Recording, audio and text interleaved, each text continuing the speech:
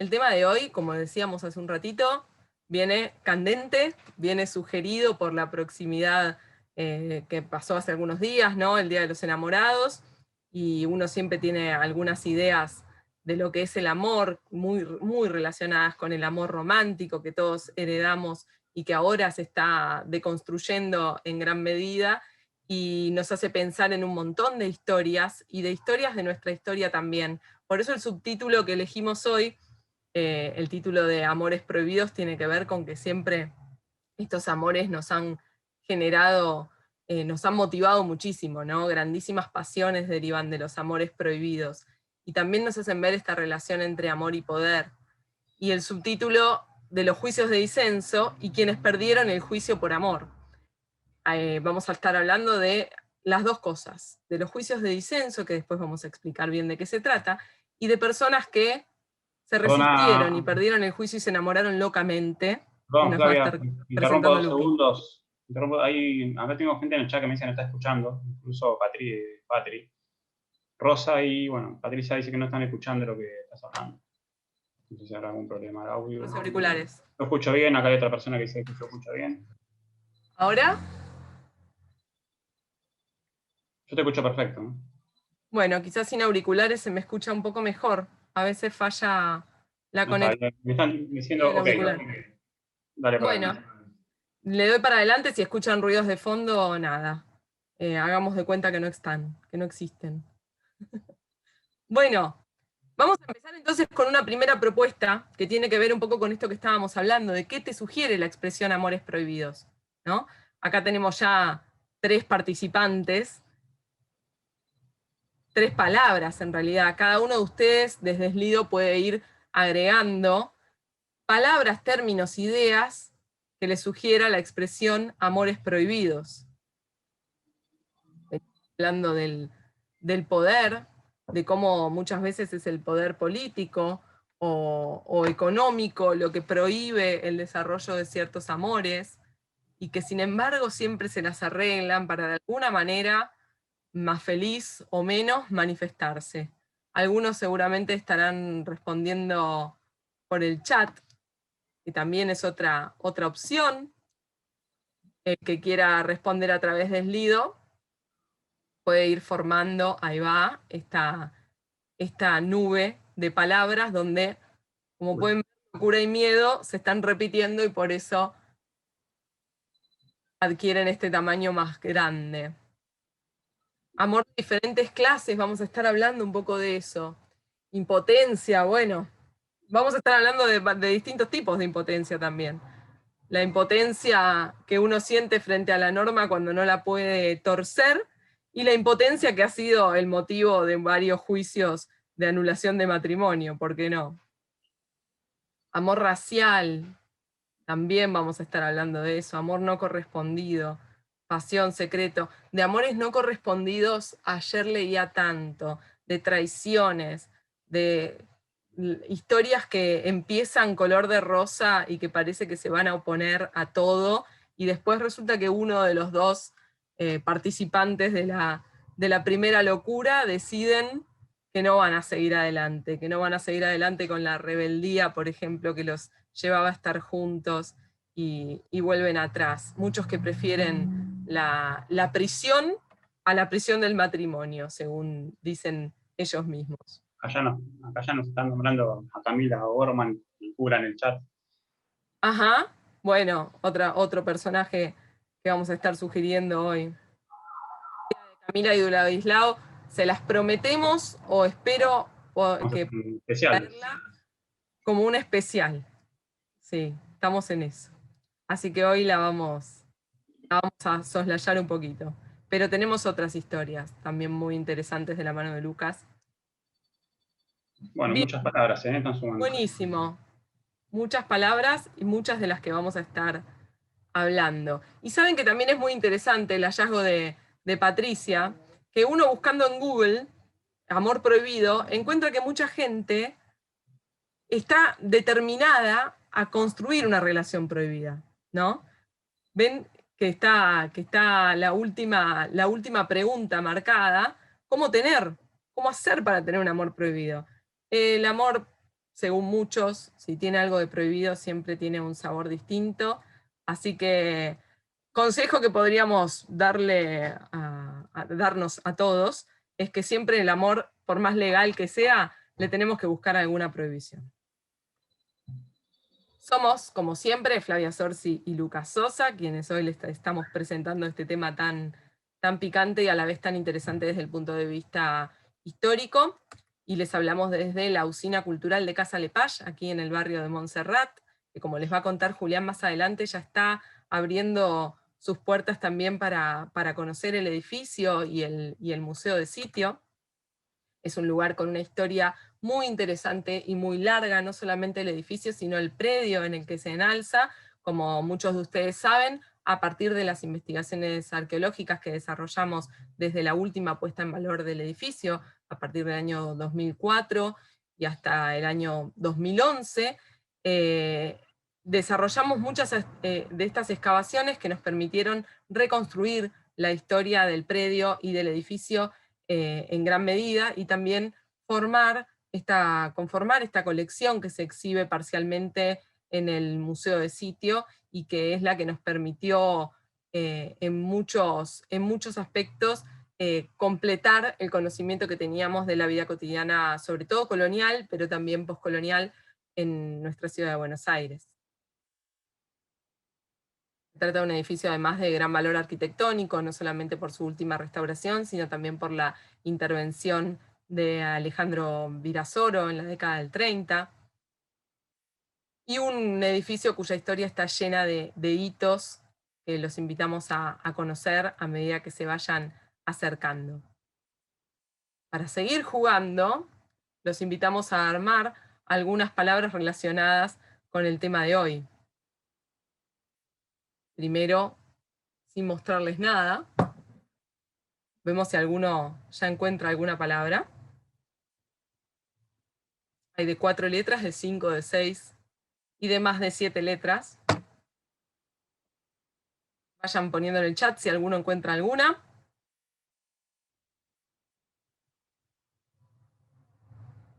Luqui, te dejo a cargo del chat. Y ahora vamos a ir sugiriendo algunas.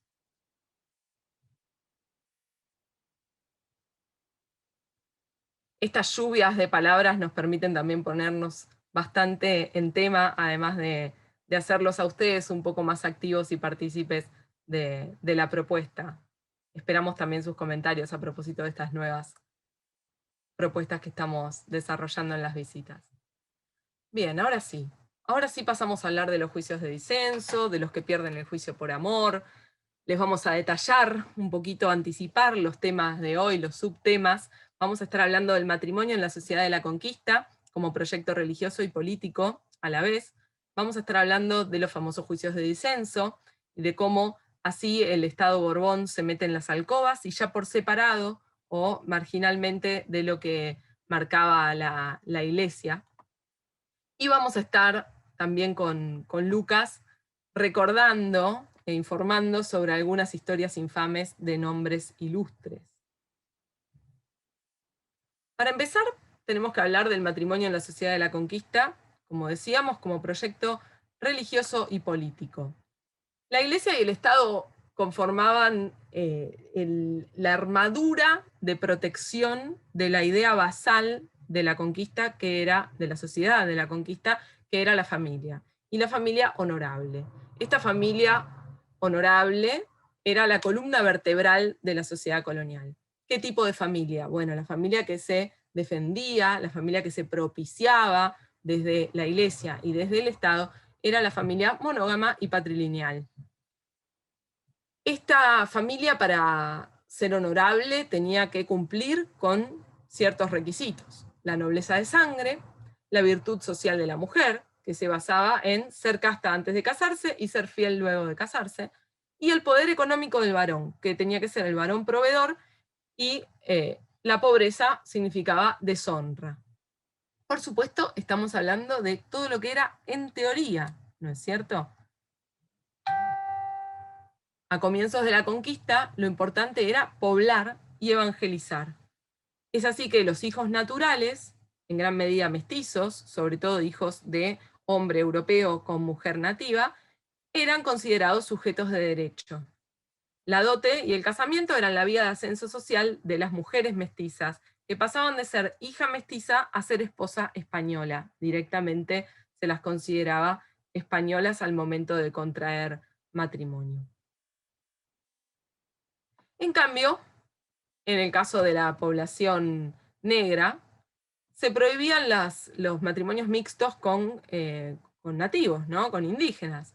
Y más todavía era considerado una cosa deleznable el concubinato interracial entre afros e indios. Había duros castigos sobre todo para el negro, que en general era el hombre en estas parejas, y en algunas ciudades coloniales, a pesar de que hubo un decreto prohibiéndolo, incluso eran castigados los hombres con la castración. En teoría, volvemos a decir, en teoría, lo que primaba a la hora de elegir con quién casarte era la propia voluntad de los cónyuges, ¿no? Según el Concilio de Trento, la libre voluntad de los cónyuges primaba siempre y cuando fueran matrimonios que se consideraban entre iguales, ¿no?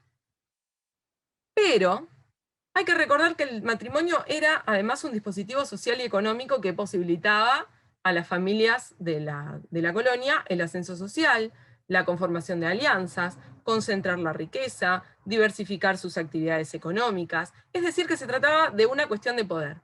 Y como toda cuestión de poder, la realización efectiva, la materialización de los matrimonios está caracterizada por muchos matices y por la activación de mecanismos distintos, tanto legales como marginales a la ley, como directamente ilegales, ¿no?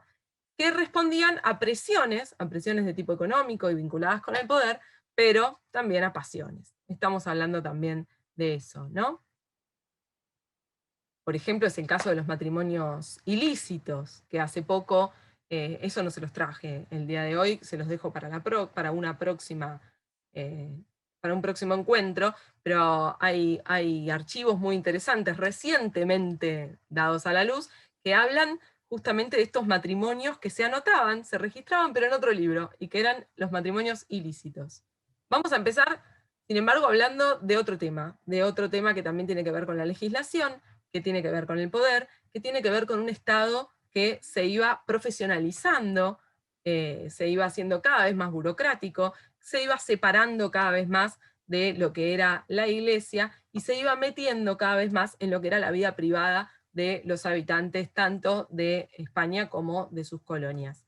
Y son estos juicios de disenso. La pragmática sanción de 1776, dictada por Carlos III, y llevada a lo que es la jurisdicción de las Indias 2 años después, lo que buscaba era evitar el abuso de contraer matrimonios desiguales, porque los matrimonios desiguales, es decir, entre personas de distinta condición, se seguían desarrollando, ¿no? En todas las clases sociales, y tienen que ver con muchísimas variables, con muchísimos factores, pero entre ellos están, por ejemplo, la mayoría masculina, ¿no? De la sociedad colonial.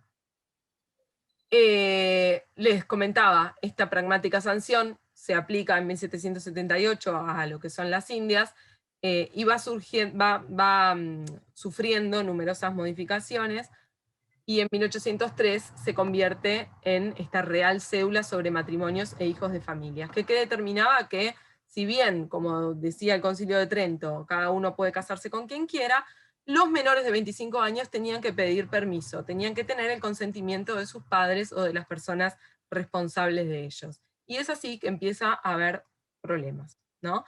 Y los juicios de disenso son los juicios que inician estas personas que quieren contraer matrimonio, pero la familia se les opone. Voy a seguir más que nada, después lo vamos a poner como siempre en la lectura recomendada, pero el texto de Ricardo Chicherquia, que realmente es uno de estos autores obligados para cualquiera que quiera estudiar la sociedad colonial. Y él nos cuenta que entre 1779 y 1830 hubo 61 expedientes de disenso en Buenos Aires. De estos 61 expedientes, más del 53% de las demandas eran iniciadas por nativos y castas y gente del color. Casi el 90%, en cambio, de los que se oponen a los matrimonios son blancos.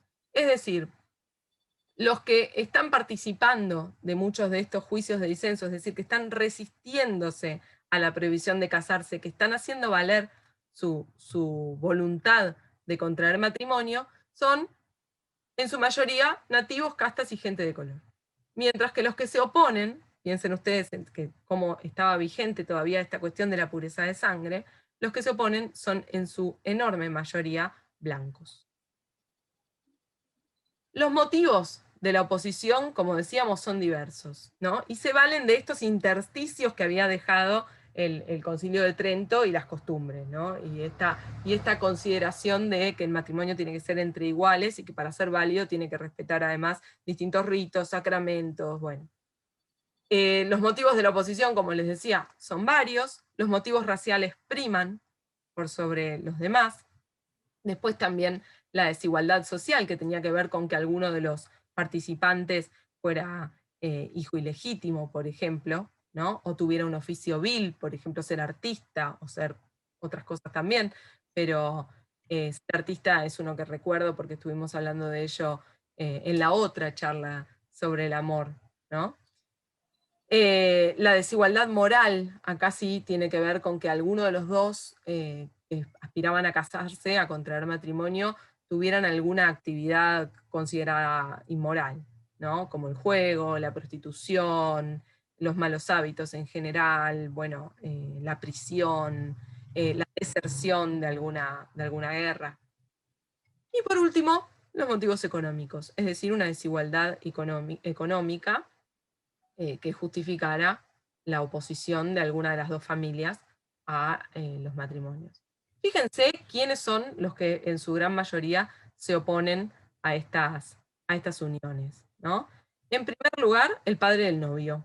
Piensen en la importancia de conservar el patrimonio patrilinealmente, ¿no? El patrimonio, justamente patrimonio de la familia paterna. En segundo lugar, el patrimonio o el honor, ¿no? El padre de la novia. Luego, la madre de la novia. Esto a mí me ha sorprendido. Luego, los familiares de la novia. A mí me ha sorprendido porque yo hubiera jurado que las madres de los novios iban a estar más presentes como oponiéndose a los matrimonios. Y sin embargo, no. No tanto. Es más el padre. De las sentencias en firme que quedaron de esos juicios de disenso, de esos 61 juicios de disenso, fíjense que el 62%, miren las características también de nuestra sociedad colonial, y cómo de alguna manera esta posibilidad de negociar con la norma, que se dio sobre todo en el periodo Borbón, de alguna manera actúa como colchón, como haciendo que las normas no fueran una imposición que impedía el desarrollo de la voluntad y de la sociedad en cuanto a un espacio sin conflicto, digamos. No sé si me explico. Quiero decir que de alguna manera esta posibilidad de negociar con la norma y esta posibilidad de irse por los intersticios de la legislación es lo que constituía o lo que posibilitaba el orden social. Y esto no escapaba a las autoridades, que muchas veces hacían la vista gorda, ¿no? Y permitían el desarrollo de estas resistencias, porque de alguna manera era lo que evitaba que realmente hubiera una crisis social, ¿no? Es así que en el 62% de estos casos, de las sentencias que quedaron firmes, se respetó la libre voluntad de las partes y fue considerado irracional la oposición, ¿no? Casi todos los rechazos a la oposición corresponden a estas oposiciones por motivos sociales y raciales, y la mayoría de los litigios ganados fueron contra padres de novias. Vamos a hacer un intervalo para que Julián nos cuente un poquito las nuevas las propuestas desde el PASH para después seguir adelante. Voy a interrumpir un segundo, Flavia, hay una pregunta en el chat. Dice, ¿el tema de contar con recursos de dinero para pagar a un abogado era necesario o había otra figura que asistiera? Había abogados de pobres. Y había quien defendiera. Valentina pregunta. Sí, había quien defendiera a esclavos, inclusive. Así que, bueno, como siempre, seguramente ayuda, pero no era que no tenías forma de defenderte. Y vemos también cómo las mujeres, que en general hablamos de cómo el matrimonio se establece como una relación de poder también del hombre sobre la mujer en la sociedad colonial y luego también. Y sin embargo, no por eso tenemos que ver a las mujeres como sujetos pasivos en esta relación, sino que ellas mismas también muchas veces eran las que elevaban muchos de estos juicios, tanto los de disenso como los de anulación de matrimonio. Juli. Gracias, Flavia. Simplemente recordarles la invitación de que, bueno, tenemos abiertas las puertas de Casa Lepage para las visitas presenciales. Son recorridos de 45 minutos para grupos reducidos de 4 personas, no más de 4 personas, dentro del mismo grupo familiar o convivientes. Y para información y reservas, ahí mismo tenemos el mail del hotel, en cual nos pueden contactar en cualquier momento.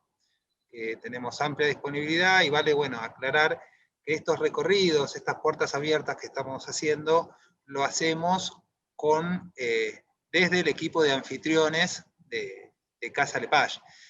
No somos tan eruditos como Flavia o Lucas, pero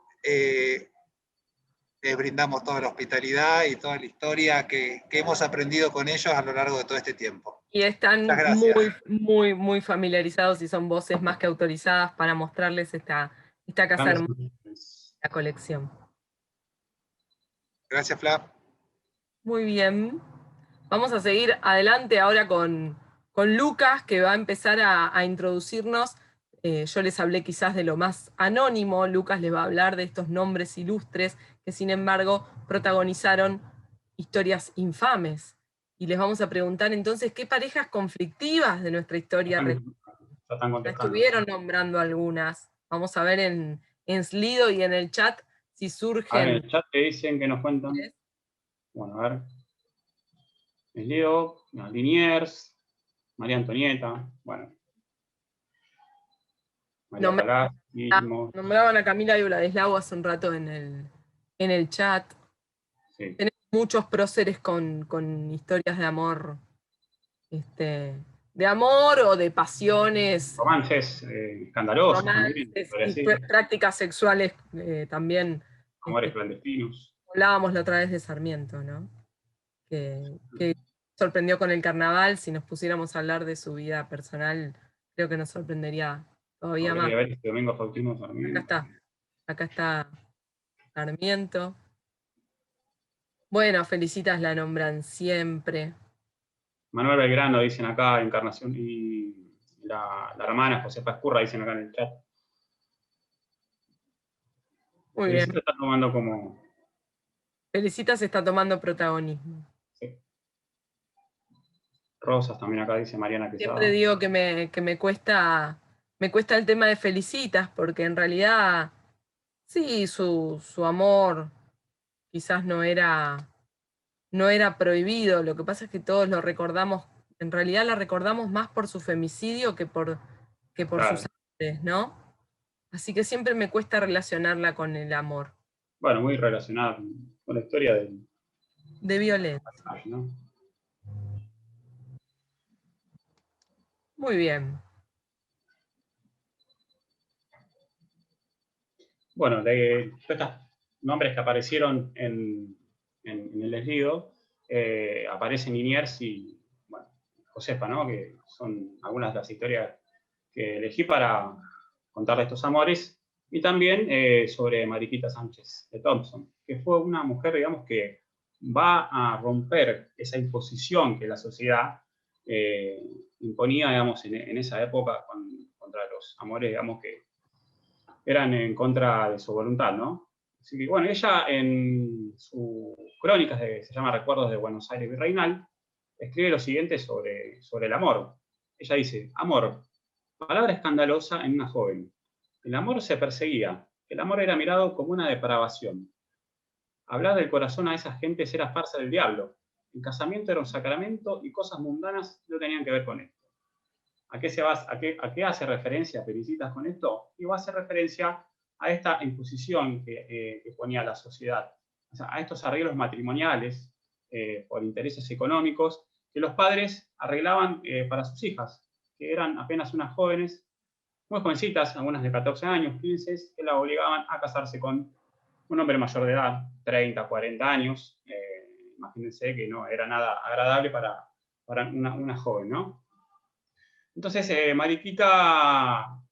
los padres de Mariquita estaban empecinados en casarla con Diego Larco, que era un español, o sea, Cecilio Sánchez Velasco, que era su padre, tenía amasada una fortuna, entonces no podía dejar en manos de cualquiera la fortuna de su familia, entonces sí o sí tenía que obligar a Mariquita a casarse con un español, con un hombre de bien, como se imponía en esa época.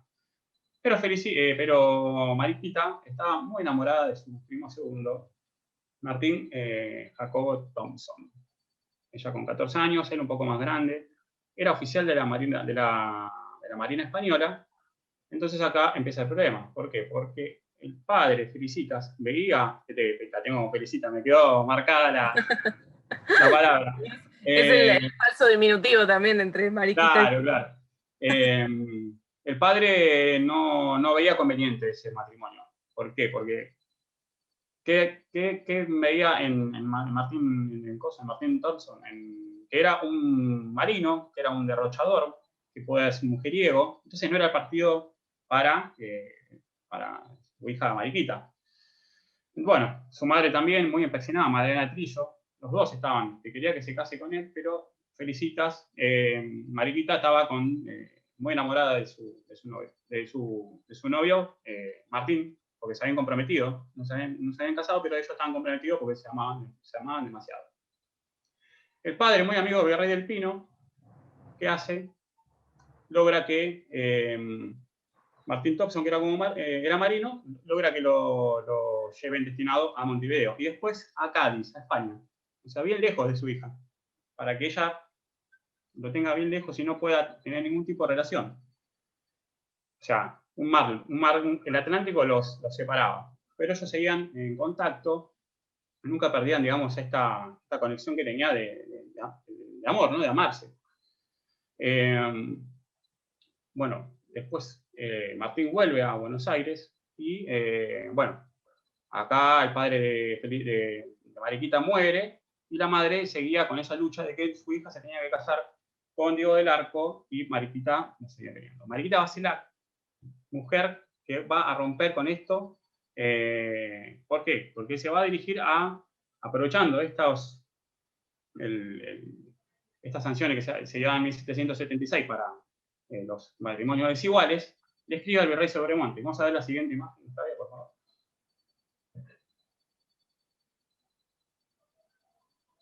Bueno, Mariquita, acá tenemos la imagen de Mariquita, ¿no? Ese es Martín Thompson. Atrás la pintura, bueno, de cuando se canta el himno nacional por primera vez en su casa. Ella es una mujer muy activa en la política de ese momento, bueno, donde se dan muchas tertulias, etc. Era una mujer que iba para adelante, no se dejaba amedrentar por nadie. Le escribe una carta al virrey Sobremonte, o sea, Martín también le escribía, porque ellos seguían, digamos, no podían parar con su amor y no iban a terminar, digamos, iban a estar todo el tiempo luchando contra la imposición de la sociedad. No se iban a resignar. No se iban exactamente, no se iban a resignar. Bueno, en 1803 hacen una real cédula y llega acá a Buenos Aires esta pragmática sanción para evitar estos abusos, ¿no? En lo que es contraer matrimonios desiguales. Entonces, escribe y le dice en una carta, dice, siendo esta la de casarme con mi primo, porque mi amor, mi salvación y mi reputación así lo desean y exigen, me mandara a vuestra excelencia depositar por un sujeto de su carácter para que quede más en libertad y mi primo pueda dar todos los pasos competentes para el efecto. Nuestra causa es demasiado justa, según comprendo, para que vuestra excelencia nos dispense justicia, protección y favor. Es así que Martín hace un juicio de disenso, el 7 de julio de 1804. Va a un juicio y, como el virrey Sobremonte era adepto a esta sanción que había llegado a Buenos Aires, él los avala y logran ganar el juicio el 20 de julio de 1804, un poquito días después, 2 semanas después 13 días después de que empiezan con el juicio. Así que bueno, tuvieron, digamos, la suerte de que el virrey Sobremonte escuchó sus súplicas, digamos, sus cartas, y estuvo a favor del matrimonio, y lograron casarse un año después, porque en el medio tuvieron varios, digamos, problemas burocráticos para poder casarse, pero finalmente lograron casarse en 1805. Bueno, esa fue la historia, digamos, de Mariquita y Martín, que fueron como pioneros en romper las leyes que se imponían en la sociedad, contraer matrimonios que eran obligados, ¿no? En contra de la voluntad de las jóvenes.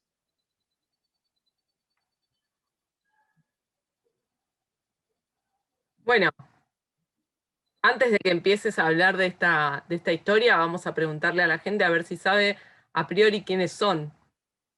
Si son Pedro de Ceballos y Juana Cortés de Arévalo, Joaquín del Pino, virrey del Pino, y Rafaela Francisca de Vera, Mujica y López, o bien Santiago de Liniers y Ana Perichón.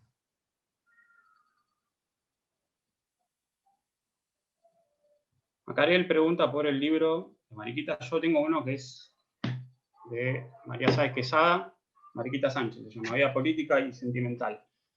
Santillana, dice Mariana. Santiana. Con una familiaridad. La 3.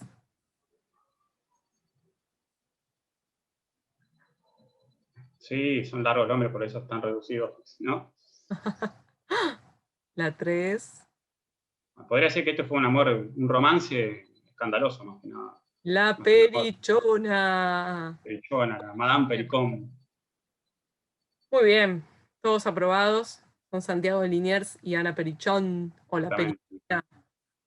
Y ahora Lucas nos va a contar de esta historia. Bueno, esta historia, este romance escandaloso, van a ser la primera invasión inglesa, ¿no? En 1806.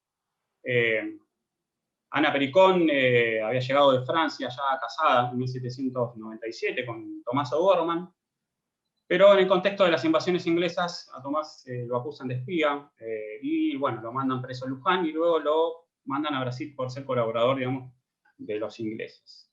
Ana Pericón va a quedar sola en Buenos Aires y cuando Santiago de Liniers entra por la calle de San Nicolás, lo que es hoy la actual avenida Corrientes, va avanzando con sus tropas, triunfante de haber reconquistado Buenos Aires. Le cae un pañuelo desde una terraza, él lo mira, un pañuelo bordado, perfumado, lo levanta con la espada y cuando mira para arriba se deslumbra con la belleza de Ana Pericón, ¿no? Es así que va a empezar un romance entre ellos dos, un romance muy, muy, muy escandaloso, porque ya ella era una persona que tenía 31 años, estaba mal vista, digamos, ya que una mujer grande tenía que ser un poco, tenía que ser recatada, no tenía que ser tan, digamos, tan escandalosa como en esa época no se podía hacer, ¿no?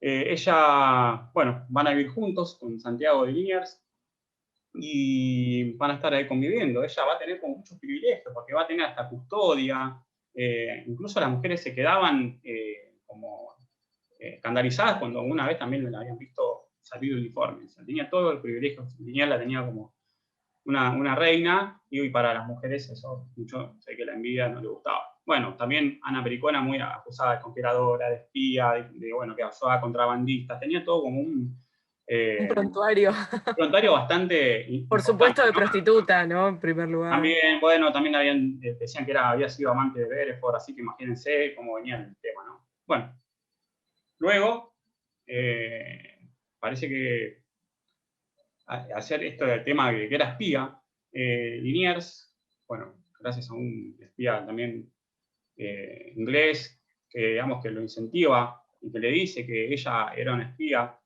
inglesa, pero que estaba en realidad a favor de lo que era ya lo que era la revolución, ¿no? por la causa de la revolución, Liniers pierde toda, o sea, como que la pasión se le acaba y la deporta a Río de Janeiro. Se la manda bien lejos, allá, a Río de Janeiro, donde ella también va a seguir, digamos, en su casa con las tertulias, recibiendo a argentinos que eran deportados de Buenos Aires, y bueno, siempre estaban conspirando contra la causa, a favor de la causa de la revolución, ¿no? Bueno, allá en Brasil parece que la infanta se pone celosa también porque dice que ella había tenido un romance con un embajador que se llama Stranford. Entonces, ¿qué pasa con la Pericona, con la mamá Pericón? La vuelven a deportar a Buenos Aires. Pero no la dejan entrar a Buenos Aires. Está un tiempo en Montevideo hasta que pasa la Revolución de Mayo y la Junta recién accede, es la que le va a dar permiso para ingresar de vuelta a Buenos Aires, pero tenía que estar recatada, no tenía, digamos, que hacer cosas. No se asomaba más a la ventana. Claro.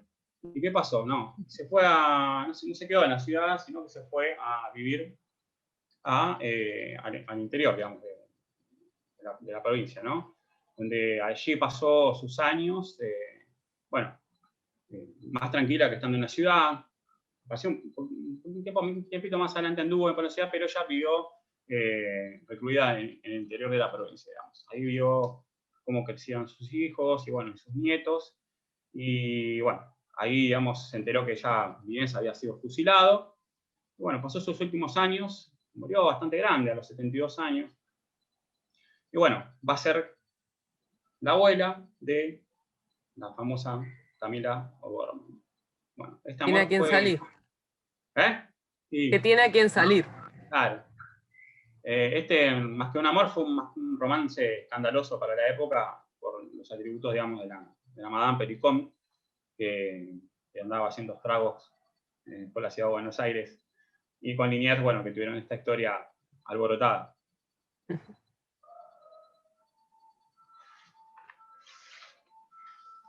Tenemos otra. Y bueno, tenemos a Manuel Belgrano, nuestro prócer, creador de la bandera, a Josefa Ezcurra, hermana de Encarnación Ezcurra. Ahí podemos ver a Belgrano y a Josefa. Ahí tenemos los Altos de Ezcurra, cada uno ahí se mantiene en pie, en la calle Alsina 463. Pertenece al Museo de la Ciudad. Un amor muy cercano, ¿no? A la Casa de Paya, digamos, apenas poquitas cuadras. Resulta que Belgrano tuvo dos amores en su vida, parece que fueron los amores más grandes que tuvo. Uno fue con María Dolores Elguero, donde tienen una hija llamada Manuela Mónica, que nace en Tucumán en 1819. Pero también se enamora de Josefa Ezcurra. Él, cuando vuelve de España, empieza a entrar a las tertulias, empieza a participar en las tertulias, ahí donde conoce a Josefa y donde se enamoran perdidamente. Pero ¿qué pasaba? Josefa estaba, digamos, la familia Ezcurra no aceptaba esta historia de amor. No querían saber nada, porque decían que Belgrano no era un buen partido, entonces la obligan a casarse con uno de sus primos, Juan Ezcurra. El matrimonio dura 9 años porque a Juan Ezcurra, por cuestiones políticas, se tiene que ir a España. Y bueno, ahí parece que cuando Belgrano vuelve de Rosario, empieza de vuelta este romance, ¿no? Aprovechan, digamos, que ella estaba sola, en realidad se había casada, era un amor clandestino porque ella se había casada, pero seguían, digamos, enamorados. Fue tan así el amor que tuvieron, que cuando a Manuel Belgrano lo mandan a dirigir el Ejército del Norte en 1812, Josefa Ezcurra lo sigue. O sea, ella viaja, se va allá a acompañarlo, y también lo acompaña en lo que fue el éxodo jujeño, el éxodo de Jujuy, ¿no?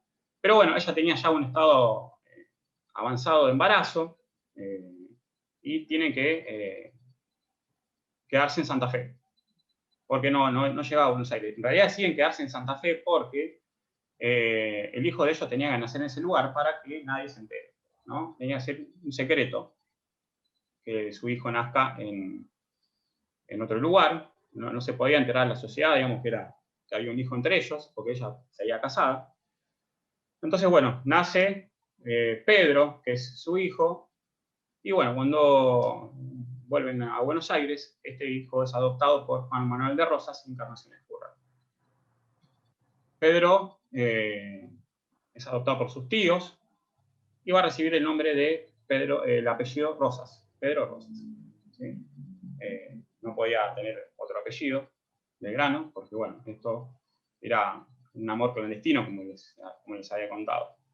Pero Belgrano, antes de morir, le pidió a Rosas que cuando Pedro sea mayor, le cuente la verdad de quién era el padre. Entonces, Rosas, cuando cumple su mayoría de edad, Pedro, le dice lo siguiente. Le va a contar la verdad y vamos a ver en la próxima. Acá estamos viendo lo que es la imagen, Pedro Rosas, ese es el hijo de, digamos, de Belgrano y de Josefa. Y bueno, acá hay unas líneas que dice, le voy a decir algo, usted es hijo de un hombre mayor que yo, que se llama Manuel Belgrano. Y él le dice, entonces desde ahora voy a ser Pedro Rosas y Belgrano. O sea, va a empezar a adoptar también el apellido de Belgrano, en honor a su padre, digamos, que había sido el amor de su madre, Josefa Escurra, y va, pues, cuando empieza a firmar papeles, porque después fue militar y también fue juez de paz, empezó a firmar con Pedro Rosas y Belgrano. Bueno, este es fruto, digamos, de un amor prohibido, de un amor clandestino para esa época, y bueno, acá lo tenemos al hijo de Josefa de Belgrano, ¿no? Bueno, y para ir terminando con estas historias, les vamos a preguntar si saben quiénes son estos dos infortunados amantes que están a punto de ser fusilados. Acá ya están tirando Y Ladislao, Camila y Ladislao. que es la historia que, como decíamos, les vamos a dejar para otra oportunidad porque estamos viendo si alguien de San Andrés, del partido de San Martín, que es donde gran parte del final de esta historia ocurre, nos acompaña como entrevistado. Así que lo vamos a tener en otra oportunidad seguramente. Una de las historias que más y que ha quedado también muy, muy fija en nuestra cultura popular a partir de la película ¿Quién no sueña con Imanol Arias? El otro día lo vi en una película que estaba grande, está grande. Es grande. Bien, y para terminar, como siempre, y haciendo valer esto que les comentaba de que reconocemos de dónde tomamos la información y además la idea es que también ustedes puedan acercarse a distintos tipos de textos que están en su gran mayoría disponibles online y que, bueno, todo interesado en estas temáticas tendría que poder acercarse. Les voy a referenciar por completo este texto de Chicherca que les comentaba, en el que me basé para la primera parte, Historia de las prácticas, discursos y representaciones familiares, el espectáculo del disenso en la ciudad secular.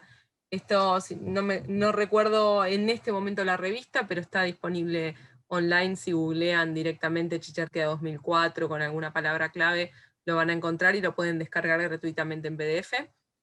Y para más sobre el amor en el Río de la Plata, un libro que ya en otras oportunidades hemos recomendado, el de Carlos Mayo, ¿Por qué la quiero tanto? Es un libro muy lindo que recoge cualquier cantidad de cartas y que tiene mucho que ver con estas historias que les comentaba de amores que empiezan muy apasionados y que terminan quizás en el abandono de alguno de los dos, como contaba Lucas con el caso de Liniers, ¿no? La falta de interés de alguna de las dos partes, o bien que se van diluyendo en los documentos y entonces uno pierde un poco el hilo de la historia, pero son realmente muy, muy apasionantes y nos hablan además de cómo se fue anticipando al romanticismo el amor romántico en el Río de la Plata.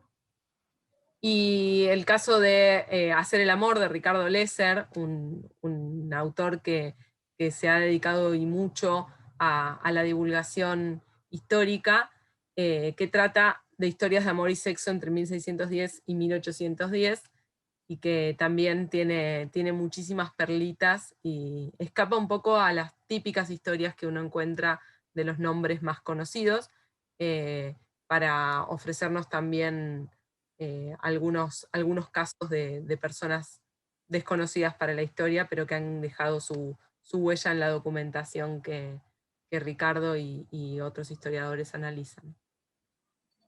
Bien, y además tenemos 2 series para recomendarles a propósito del amor y el poder, ambientadas en el futuro, y que son recomendación de Patricia, quien las ha visto, y tienen esta vinculación entre amor y poder y procreación también en el caso de la primera, porque hay una imposibilidad de tener hijos en un Estados Unidos del futuro. Y tiene que ver también con este sueño del amor romántico, de la monogamia y del alma gemela, en el caso de la segunda, donde aparentemente un test permite conocer la identidad de tu alma gemela, y eso parece traer situaciones bastante problemáticas, más bien lejos de resolver toda la cuestión de la búsqueda, trae otros inconvenientes, otras preguntas, otros dilemas. Así que seguramente son muy interesantes, yo ya me estoy anotando para verlas. Y les dejamos nuestros contactos para seguirnos en las redes y buscarnos para hacernos las consultas que quieran. Recuerden que estas charlas quedan grabadas, son editadas dentro de unos días, van a estar en el canal de YouTube, Casa Lepage Channel. Y nada más que agradecerles. Si hay alguna preguntita rápida en el chat, también podemos. No, nos están agradeciendo, nos agradecen por la visita. Gracias a ustedes por estar. Gracias a todos por estar. Vieron que ahora estamos acotando, estamos tratando de contener las ansias por contar, y tratando de terminar en 1 hora, así que hoy creo que hemos hecho tiempo récord. 50 minutos, tenemos hasta tiempo de changüí. Bueno, les agradecemos muchísimo, quedan un montón de otras facetas sobre el amor que vamos a ir desplegando en futuras charlas seguramente, entre ellas, por ejemplo, los objetos del amor y el deseo, la materialidad del amor, que también se puede apreciar, aunque un poco oculta, en la colección de este hermoso museo de sitio que los está mirando ahí desde la foto de la diapositiva de agradecimiento. Vemos, hay algunas cositas, ¿sí? Hay algunas cositas. Hay, por ejemplo, una mayólica portuguesa que dice amor, ¿no? Tenemos el pendiente también. Un pendiente, bueno. Tenemos algunas iconografías que permiten hablar de distintos tipos de amor y que tienen también mucho que ver con lo religioso, con distintas concepciones de amor. Ese tinajón que tiene La cuestión de los ajuares matrimoniales, y cómo conforman gran parte también de la documentación sobre la materialidad en la época colonial y poscolonial. Bien, así que los invitamos a acercarse y ver, por ejemplo, ver la colección del Museo de Sitio en esa clave, ¿no? Tratando de identificar regalos de posibles parejas, ajuares, objetos pertenecientes a un posible ajuar matrimonial, simbología religiosa vinculada con el amor. Es una tarea pendiente. Así que todo el que vaya y después nos cuentan. ¿Qué encontraron? ¿Qué vieron? ¿Qué pudieron? Muy bien. Muchísimas gracias a todos. Bueno, gracias a Julián. Gracias a Julián, a Patricia, a Matías, a todos. Mati. A la gente de Casa Lepage. Y nos estamos viendo el jueves que viene para algún otro tema que todavía no hemos terminado de delinear, pero que está informado por los canales habituales. Muchas gracias. Bueno, hasta la próxima. Anden bien. Hasta la próxima. Chao.